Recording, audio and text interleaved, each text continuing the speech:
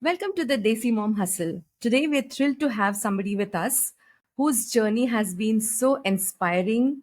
It talks about the spirit of resilience, reinvention that all of us mothers can relate to.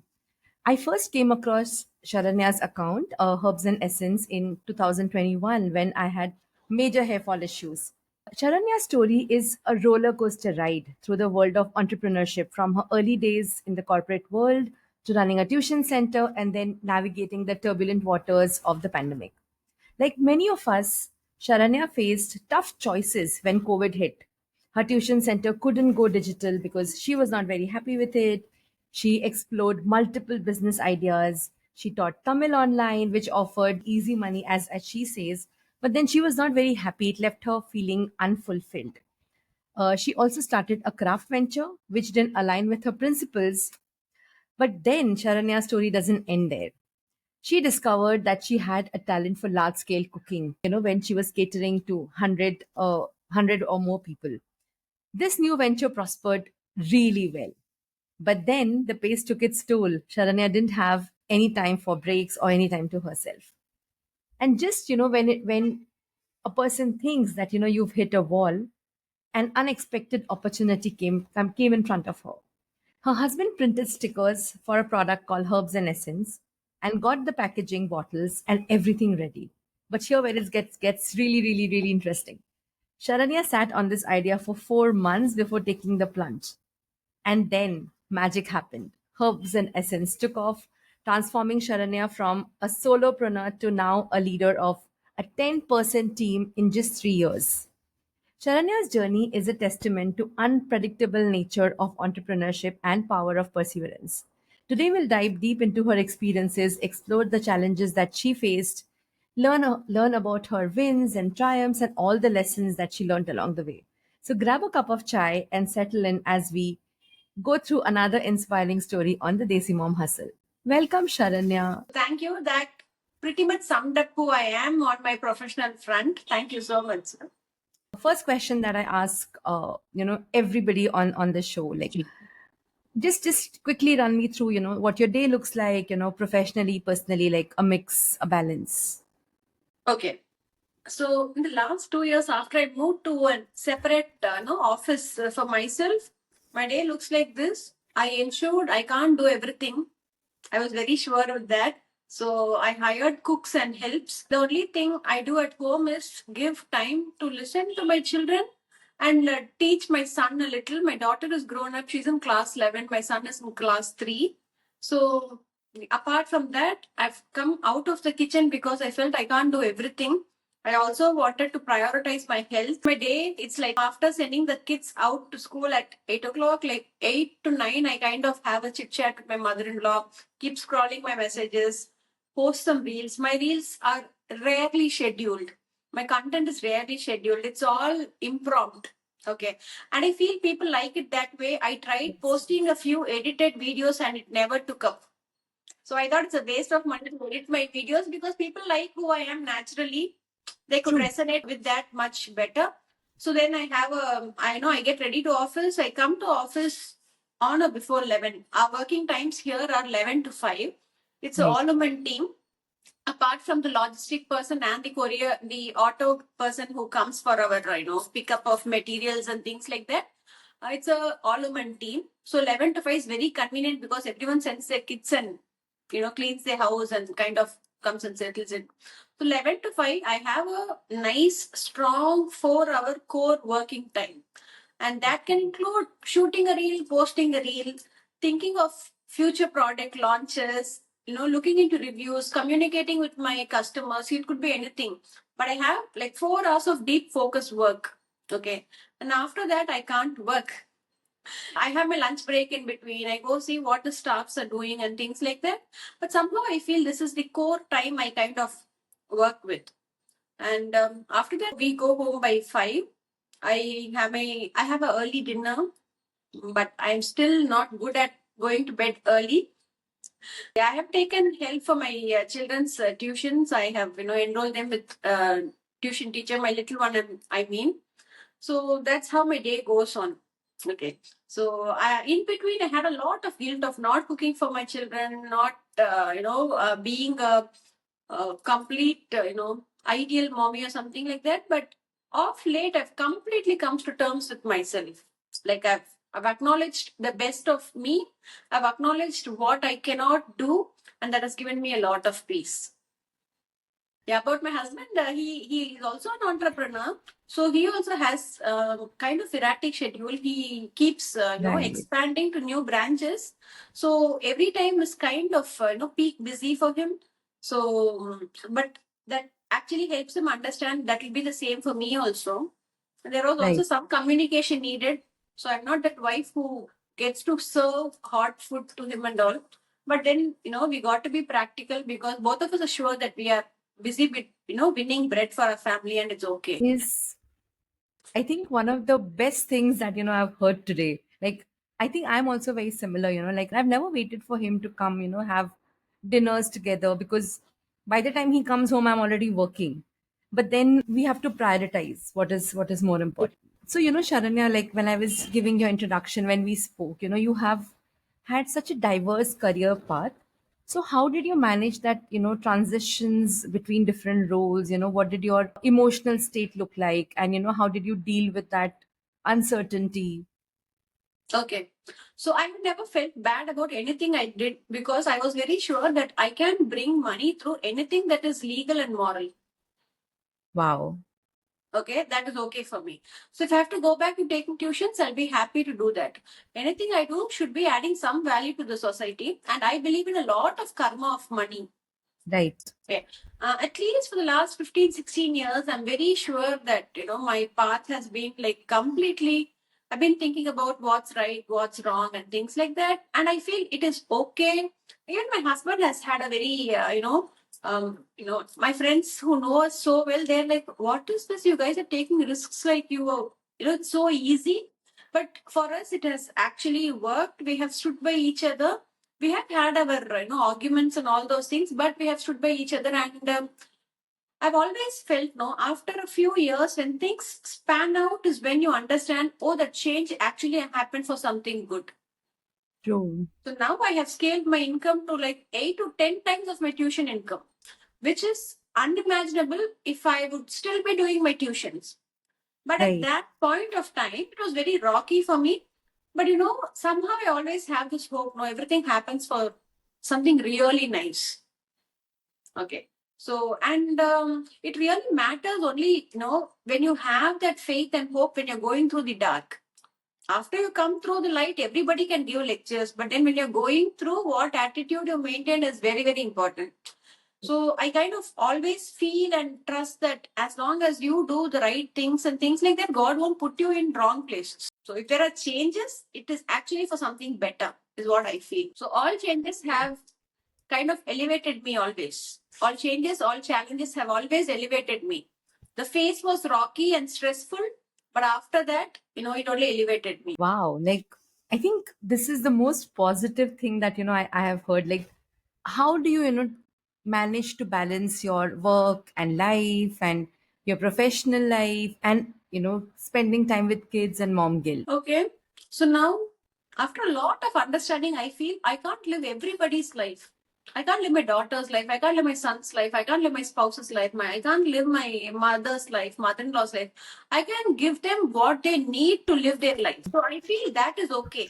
And I have kind of, I've never been that, even when my child was very small, I've not been that, mom who stresses if the child does not eat. I've always told if the child is hungry, the child will ask. I've been that person.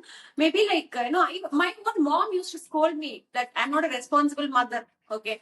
But somehow for me, it's like, okay, if a child is hungry, the child will definitely ask, why should you bother? Correct. I've been Correct. that. Okay. And then, so when my daughter goes through stuff now, or when my son goes through stuff, I think that this is how life will be. So, only thing I got to tell them is, you do good, you expect good. Okay. So like let your friend do anything. What is that you did is what matters because end of the day, you're not going to have the accounts with your friend, you're going to have it with God. Yeah, mom guilt was there. Every time I see Instagram mommy packing a brilliant lunchbox, I will tear up.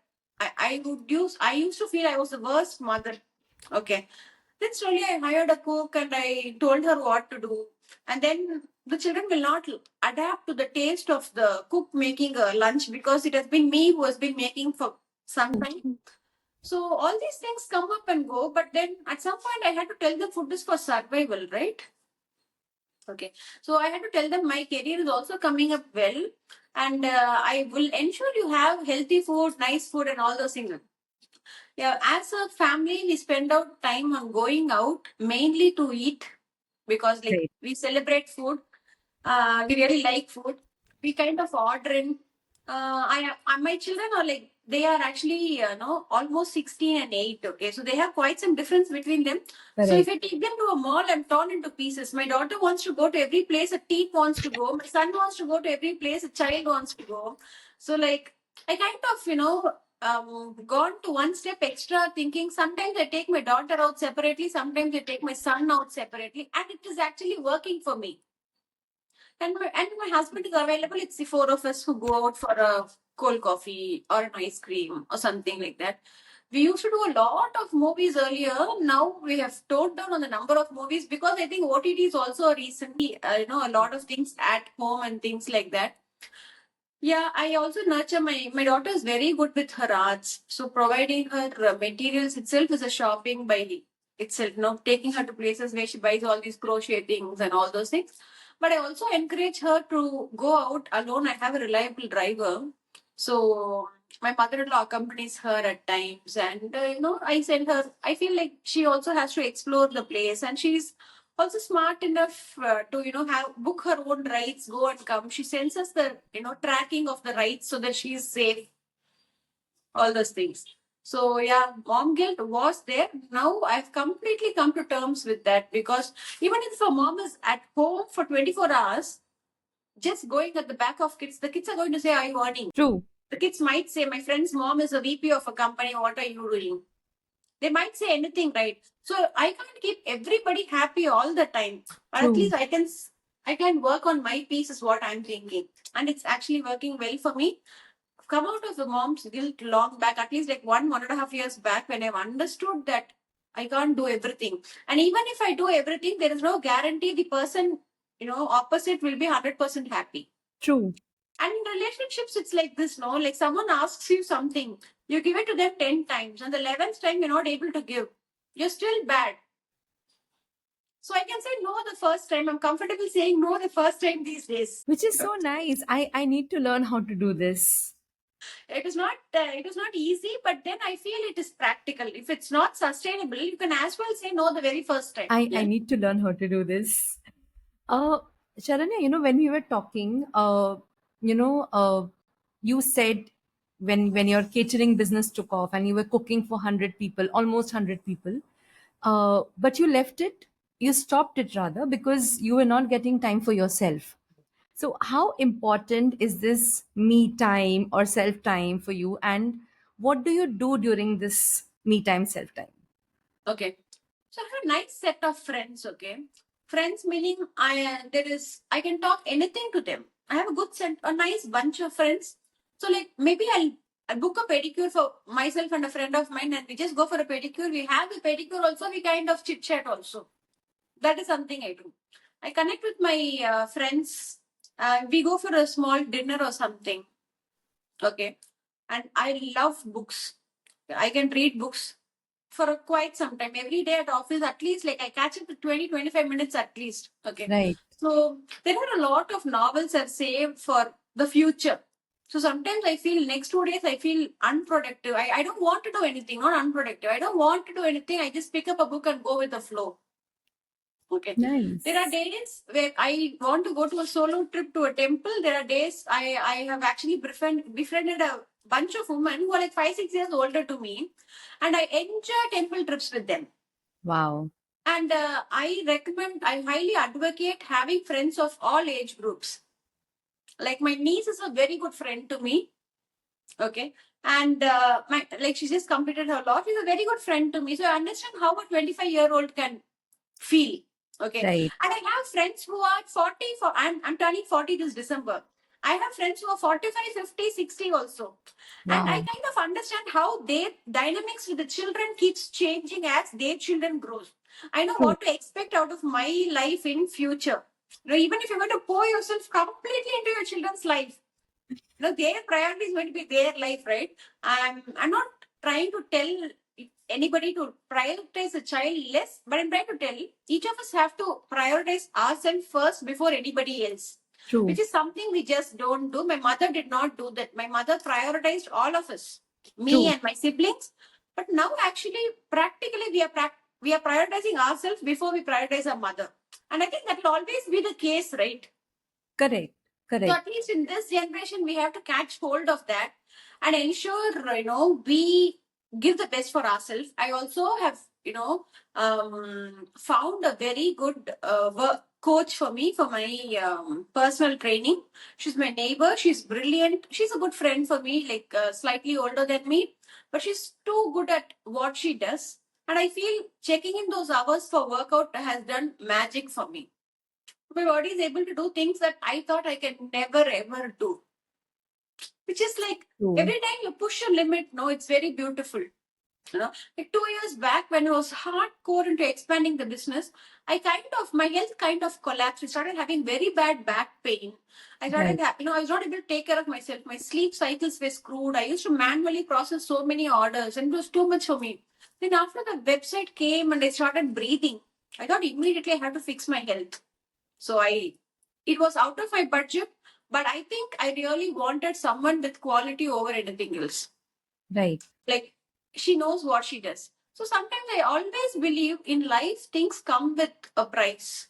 Everything True. comes with a price, and we really cannot, get good things at very low cost at times. Okay. Of course, the best things in life are free. They are experiences. That is something different. But even otherwise, it's nice to spend on the right things. For example, 5 years back, if you ask me if I would spend so much on workouts, no, I will not do.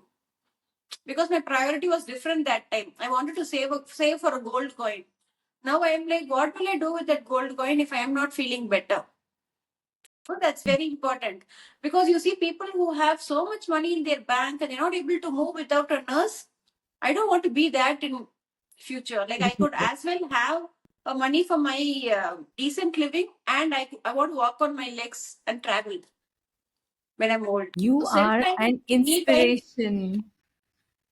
me time has definitely become mandatory, and it is not selfish at all. For me to give something to others, I really need to be full before that. I've always been this person. I've not waited for anyone if I'm hungry. I'll eat before my children, before my husband with zero guilt. I've always been that. So it has not been something difficult for me. I've only gone more aggressively towards myself. Right. You are an inspiration, Sharanya, like big inspiration. Like No, my we, mom we will shout at me for, not serving my husband before eating. She has her own thing because she comes from that, time. correct the generation, yes. But I'm like, when I am hungry, how can I serve? I'm like that. So true, so true. Oh my God. You know, when we were talking, and I was also reading your story on the website, you had this doubt, about starting Herbs and Essence for so long. You had the stickers ready, you had the bottles and the packages ready. How did you overcome that doubt? And what was the first experience like, when you made that first small batch of 3 liters? What was running in your mind? If Okay. you recall that. Yeah. So first thing, my husband actually he randomly tried the oil one day and he told this is very good and you should promote it. That's how it all started. I just casually told her okay, thinking he won't act on it. But he was very good to go find bottles, cartons, stickers, everything for me. And he told me to make a 3 liter batch and he divided it to 30 units. He actually, it was like kind of my daughter and me made it together. The, Right. the first few batches, okay? So like it was like a letter from my daughter to people who we love, we know, friends, family. Like she told like this oil actually helped me. So we are thinking of starting it as a venture. So would you like to try it? Is what she sent a sample with it. And then first few orders actually after the first order came in was the time when we actually finalized on how the real bottle is going to look. Before that it was sampler size and we just gave off. Right. So in our case everything went with the flow. After I got the first one or two orders, it was like, okay, maybe this is really working. And I have always gone with the flow. Like for example, first time when the carton vendor says you have to order 1,000 cartons, okay, I ordered 1,000 cartons. Oh, wow. And that time I was like, okay, fine. I hope this 1,000 cartons moves off in the next 3-4 months, 5-6 months, something like that. Okay. But now when we do 2,000 cartons, 3,000 cartons every month, it's like, wow, I've come from there to here. And it's True. very interesting. I remember when we went to the bottle vendor and we were checking out the prices, he did not even consider us because it was a big wholesale store, Correct. big place.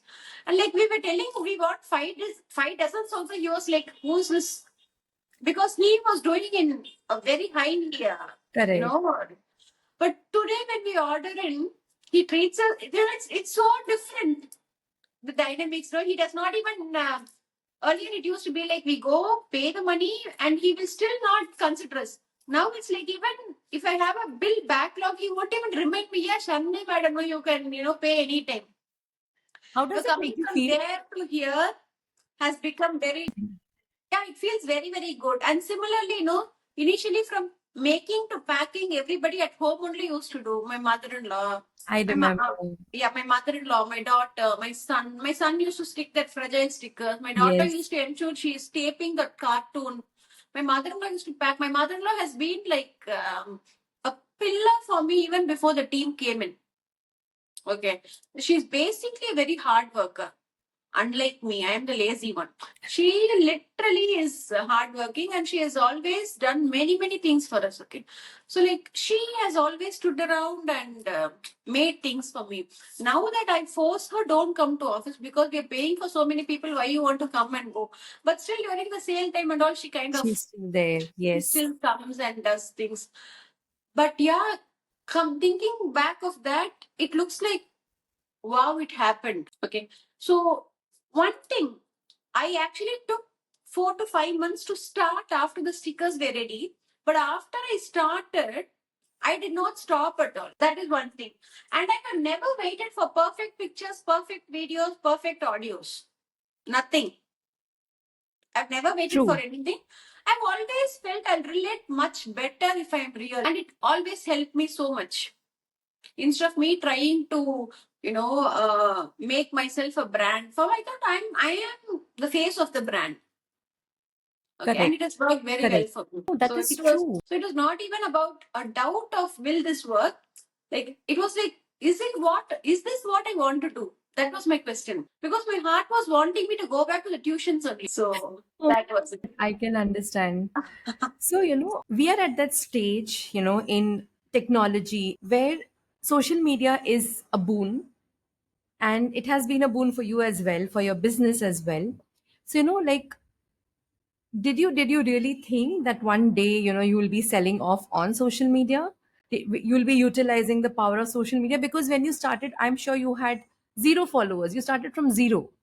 So, how did you, strategize? This is what I want to do.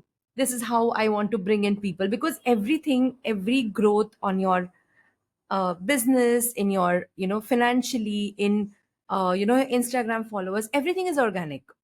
So, what was running in your mind? How do I do this? What strategies do I use? Okay. So I always believe in the power of a network. Okay. Right. I am a big advocate of building an image for yourself by the actions that you do. Okay. Right. I always believe that I've always had, with God's grace, I have had the right people around me all the time. So 2015 when Chennai floods struck, okay, just wanted to volunteer for little few things, and a lot of friends from abroad and Chennai everywhere, they all teamed up and helped me. It finally Wow. looked like I and my husband did so much, but our contribution in it was very little. We were only the face of that activity.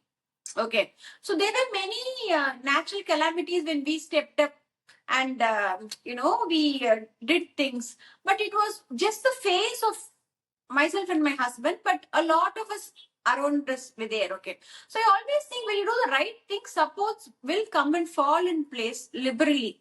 I'm very, very sure about that. And it is something that you need to be proud of doing.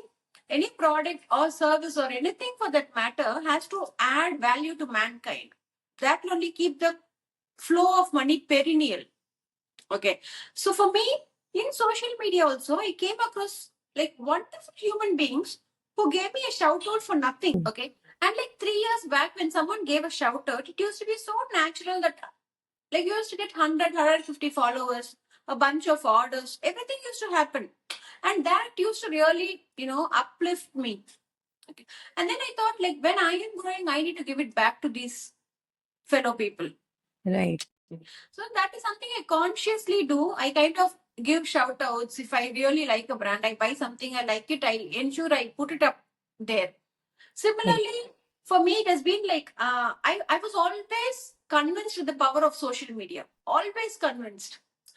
But initially, I was not doing paid promotions, paid ads, Right. nothing. Everything was organic. And then once I reached that place and I had a website, I understood that paid ads are also needed to reach people you don't know or the Right. algorithm is not showing to you. And I understand advertising is how social media works, operates, right? So I thought it's okay to advertise. It's like saying I'll have a store, but I won't put a board name. When someone says I have a business, but I won't spend on ads or I won't spend on, collaborations and things like that. So when someone gives me a shout out for free, I'm happy. I pass it on. I pass the kindness to one more woman. When someone Right. charges me, I'm still okay because it is their effort. Only thing I've initially spent in a few wrong places. Now I consciously spend on right places. So that is something very important. I've always been convinced by the power of social media. Interesting.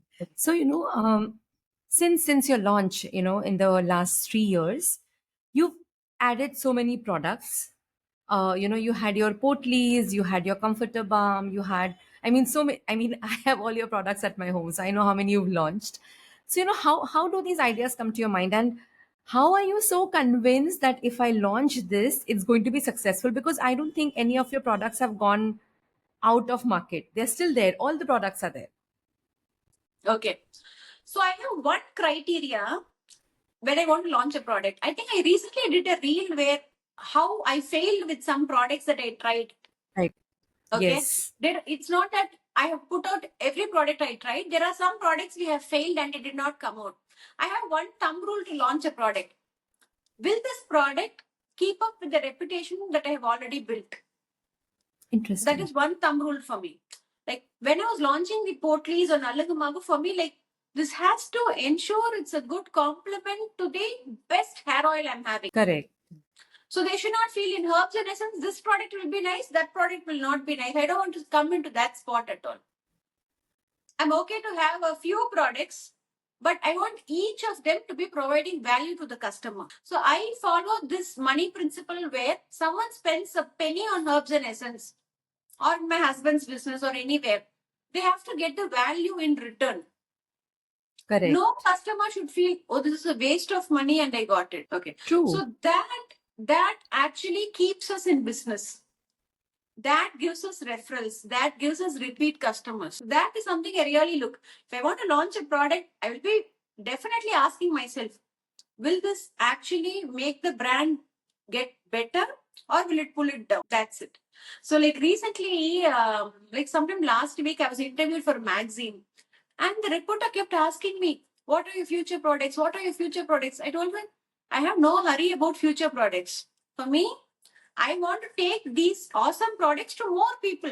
That is also growth for me. Okay. So I don't push myself about a new launch at all. For me, like it has to happen.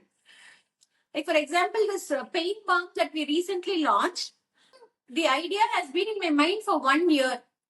But somehow True. the time comes when it is really due. Okay. My team will come up and ask, ma'am, you told we'll try that new balm. What happened? What happened? Yeah, we'll do. But then one fine day, suddenly I'll tell, come, let's do that. We'll give it a shot. And then it goes for trials and all the formalities, the labeling and all those things. But I don't hurry myself into a launch at all. And It has sometimes to happen when because it we has have, to happen. yeah, because we should never sell a new product because we already have an audience. We have to be, True. our existing audience is our responsibility. Okay, if there is someone who's buying something because Herbs and Essence is launching it, they have to be really sure it will be nice. We cannot use our brand name as an excuse to launch anything and everything. That's it's a beautiful answer. Because reputation is very hard to build, very I hard to build. agree. Yeah. So the day it's been 1 year since we launched the website. I remember so clearly. We launched the website on September 15th, 2023. Right. Mid-month, everybody finished making their purchases. But because we launched the website that day, we had an overwhelming orders. I put out a story telling we've launched the website. Please go and check out. See, thank you. And you can't take this kind of love for granted. And if we are taken for granted, it becomes very short lived. Okay. So recently I had a very pretty customer experience that I wanted to share. Okay. So I got a call from a random number. She told me, like, I ordered a set of products and the balms. She ordered both the balms. So the Right. balms are missing. I told, stay rest assured. We actually have stock of what is being sent out. I'll ask my staff to check what went wrong and I'll get back to you. Right. Called my I called my staff. I gave her the order number and it asked her to check. In 2 minutes, and the customer asked, should I be sending you the opening video? I have actually taken an opening video. I told, no, I don't. I never ask for opening videos. She told, okay, fine. And she kept the phone, okay. And after that, in 2 minutes, she called back saying, no, I found the bumps. They were actually kept inside. And she told, thank you. It was very different for someone to tell me that you don't want the opening videos and you Right. believe us. I told, yeah, that's okay, fine. And after 1 week, she sends me a message saying, in a supermarket, there was some weird formality to check the customer's bag. And she felt very extremely uncomfortable. But she went with the flow because that was the norm of that place. And she wrote me a long message saying, I immediately thought about your gesture where you told no need of the opening video. I believe my customers. So this was something she would have taken 10 minutes to type that message. But the kind of feeling that we put into people can actually, if someone can be having a bad day already, and when you say them something like this, you believe in them, it could True. actually make it much, much better for them. I know you put out all reviews which people send you because ultimately that's the brand you've built, right? Like the trust that people have on you, your products, and everything that you're doing. It's I read all the reviews that you put up on the stories. Thank you. When you started alone with the help of help and support of your family members, I've always seen your mother-in-law in the office from like the last 3 years. When you went from there to having a full-time part-time team of 10, how did that feel? When did you make that decision? Oh, now I need somebody for social media, I need somebody for doing my packing, and you've involved all your team in your reels. You've put them like showcase that this is the person doing this. So when did that thought come that now I need somebody to help me, and how does it feel to have a team? Okay. So I am a believer of the concept called growth. Right. Okay. So I've never hesitated to pay someone. Okay. Because I feel if I want to keep all the money for myself, I'll be having only that much. Correct. Correct. Okay. Instead, now actually we have nil requirements, but I'm hunting for two staffs because I kind of feel, we actually have to put out the work first and then look out for expansion. Instead of, suddenly thinking work will come and we will expand. Like for me, like I have to anticipate growth and expansion. So Nice. I keep telling my staff, please find someone, please find someone. And they're like, we are okay, we're comfortably doing the work. What's there? I'm like, but I want two more people. Like I'm okay to pay that. And for me, it's like always like every time I went by my gut feeling, something has happened for me miraculously. Wow. And I also completely know I don't know everything. Like for example, social media strategies. Maybe I'm good at connecting with people on Instagram. But Correct. I don't know about all the other social media platforms. I don't know how Pinterest will work. I don't know how YouTube will work. I don't know how Google Analytics work. But I know that they can all work for me. So I True. have to hire someone who knows that. Correct. And I feel instead of figuring out a lot of things, I can actually hire someone. Because that's what all business people do, right? Correct. The right people do that only. They don't sit and do the accounts and everything by themselves. Your value system should be what is running the company. Your value system, your ideas, and your thought for growth. That should be yours. I can still get down and do the packing. I can still get down and do the labeling if the staffs are not there. If someone is on leave or something, I can do anything. The annual sale kept us busy like crazy. Like even after the staffs went, I used to stay for 3 hours, 4 hours, so that like even if 10 extra parcels go today, like 10 customers will have it one day earlier. That used to be Correct. my thought process. But again, when I have to hire, I am really open to hire because I feel expansion. We should expand first before the universe has something for us. You have to be prepared for bigger things to happen, right? Right. It's like Wow. that. You are motivating me. I'm going to put out ads today that I want somebody to do my podcast producing now. Yes, you should. That's really nice. You're giving me food for thought, not food, like an entire thali for thought now. It's really true. Like if you want something big to happen, you should be prepared for that. Correct. Because you look at anybody successful, I'm telling about the big people. Nobody will tell you, I was sitting and one day success struck me. Nobody says that, Correct. right? So we just have to be ready there. Like I'm like now I see a place, I'm like, this will be nice for a manufacturing unit. This place will be nice. This area will be nice. Wow, there are factories for lease here. These are things that are coming up in my mind, which did not come 2 years back. Correct. Okay, so it is very interesting to kind of keep expanding.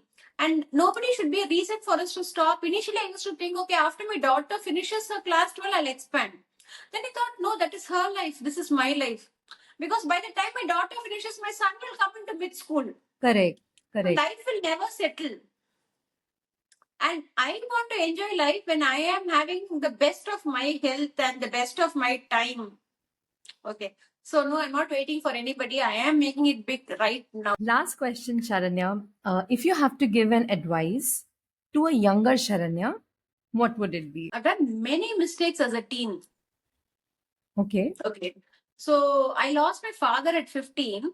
Looking back, I Okay. actually think I could have been a much responsible elder sibling, which I was not. Okay.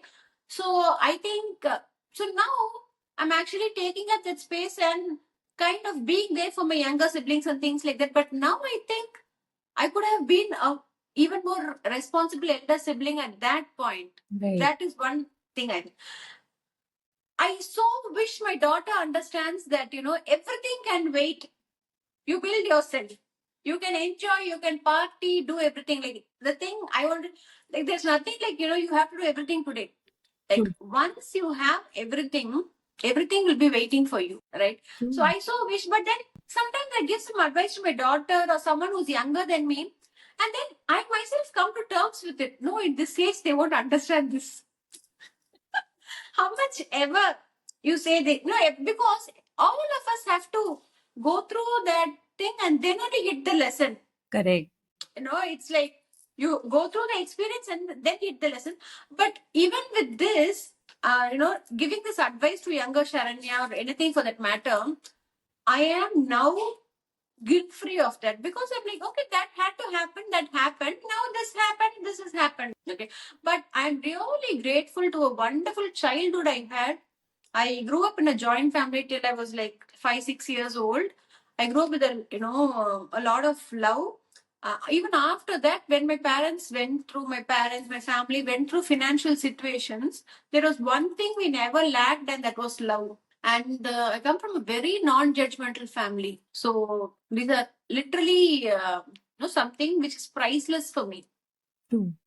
So I look up to a lot to my grandmother, who's who was a visionary in her times, like bold and everything. So like sometimes I look into the mirror and I'm thinking, wow, I'm like my Avva. And it's nice to be that bold and do things like that because I've seen her, you know, hold the men of the family and say, do this, do that, which Right. is nice. Not as a command, but with her love, controlling people with your love and things like that. Yeah.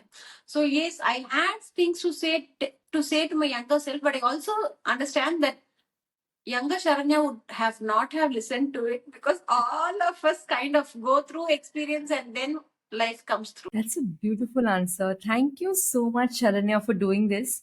I am sure everybody who's going to listen to you, like so many hundreds and thousands of people who, I mean, manifesting it, that who will listen to you, will have so many insights to take away. I know I learned a lot from your because I'm live here with you. That it was very insightful. So much learnings for me. I always feel every time I address someone, I always feel the idea is not to appeal to the crowd. Okay, there will be a few of them who's looking for something, and if we make a change in their life, it is still worth it, even if we don't appeal to thousands of them. So it's like all of them will be listening to the same thing, but a few of them will take home what they listen, Yes, right? true. And you have to be tuned to the frequency to pick up stuff the universe wants to send you. I agree. I agree. Thank you so much, Thank you Sharanya, for so doing much this, to for giving me so much time. welcome. It was a pleasure talking to you.